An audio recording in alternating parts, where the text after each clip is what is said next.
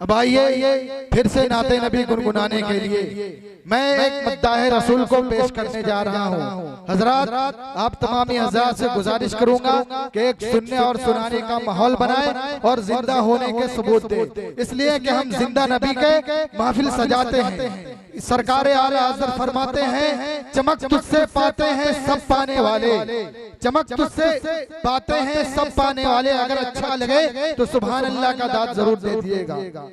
चमक तुझसे पाते हैं सब पाने वाले, मेरा दिल भी चमका दे चमकाने वाले।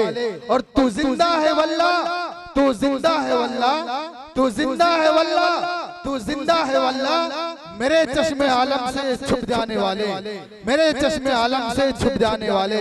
हजरात आइए मैं आपके सामने मद्दाह रसूल जनाब शाहजाद आलम साहब को आपके रूबरू करने जा रहा हूँ। उनके आने से कब्ल आइए खुदा की किबरियाई का बयान कर ले और मोहम्मदुर रसूलुल्लाह सल्लल्लाहु अलैहि वसल्लम का रिसालत का बयान कर ले। नारे